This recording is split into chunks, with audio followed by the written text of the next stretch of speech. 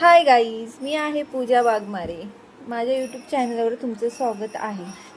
आज सुट्टी होती.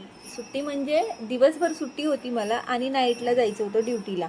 तर मम्मीनं आल्यापासून खूप ओरडत होती की म्हणे तू काही कामच करत नाहीस, नुसतंच मोबाईल घेऊन असतीस, असं असं बोलत होती. बघ त्या जाळ्या किती झाल्यात, किचन किती घाण झालं आहे, असं सारखंच म्हणत होती. म्हणून मी आज असा फायनल डिसिजन घेतला की आज मी अख्खा दिवस सुट्टीचा ना कामातच घालवणार. म्हणून मी घेतला झाडू, किचन पुसायला एक कपडा आणि मी माझं झालं काम चालू. मग गॅस पण खूप घाण झाला होता, स्टाईल पण घाण झाली होती. मग स्टाईल पुसली, सगळ्या जाळ्या काढल्या घरामधल्या.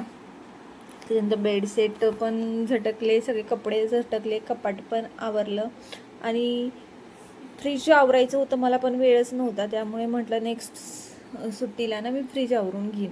मग मम्मी म्हटली तू हे काम करतेस तर मी भांडे घासते. मम्मीना माहिती आहे का, म्हणजे मी लहान होते ना, माझी दिदी आणि माझ्यामध्ये ना असं आम्ही वाटून काम करायच्यात. कारण की माझी दिदीनं फास्ट काम करायची आणि मी तसंच बसायचे. मग माझी दिदीनं रागवायची की असं बोलायची की मी जास्त काम करते, ही कामच करत नाही. म्हणून मम्मी काय करायची, मग वाटून काम करायची.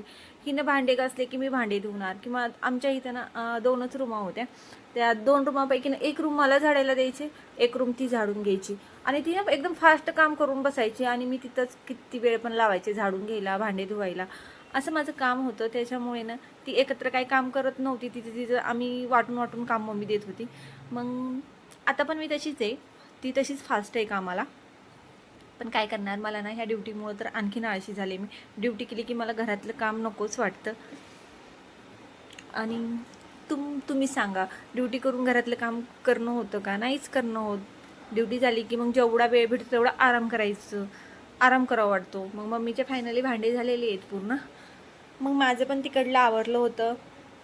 आता आवरल्याच्या नंतर म्हटलं चला फरशी पुसून घ्यावा. आणि शक्यतो माहिती आहे का, मी क्लिनिक प्लस शॅम्पू वापरते फरशी पुसायला. कारण क्लिनिक प्लस शॅम्पूनं ना खूप छान फरशी निघते आणि वास पण खूप छान येतो. म्हणून मी कधी पण ना क्लिनिक प्लस शॅम्पूच वापरते. तुम्ही पण एकदा ट्राय करून बघा की क्लिनिक प्लस शॅम्पूनं फरशी पुसून, आणि कमेंट्समध्ये मला सांगा की छान आहे का नाही क्लिनिक प्लस शॅम्पू. बघू शकतात तुम्ही की किती छान फरशी निघली. बघा आता किती छान रूम झाली माझी, एकदम स्वच्छ.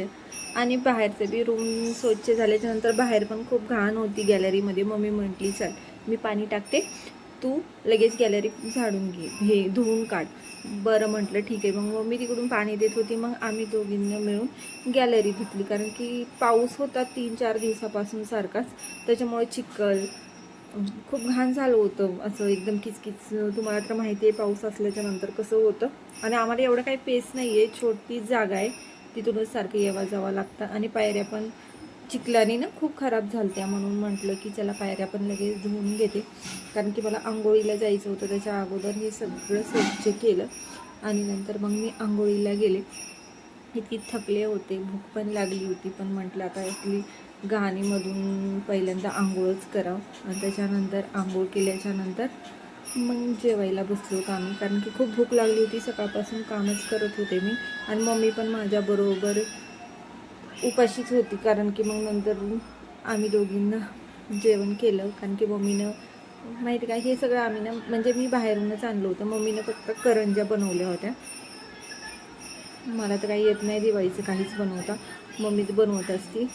मम्मीने ह्याच्यातली ना करंज्या आणि शेव बनवली होती. आणि तो लाडू आणि काय म्हणते ते चकल्या आम्ही बाहेरून विकतच घेतल्या होत्या. त्याच्यानंतर आम्ही जेवण वगैरे केलं. मग मम्मी मोबाईलमध्ये ना अशा पहिल्याच्या काही जुन्या आठवणी होत्या ते सांगत होती, दाखवत होती.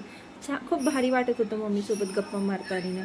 जेव्हा आम्ही लहान होतो, लहानपणीचं काही गोष्टी सांगत होती. असं मला असं वाटत होतं की मी परत म्हणजे लहान व्हावा. आता ना सगळं वेगळंच होऊन बसली लाईफ.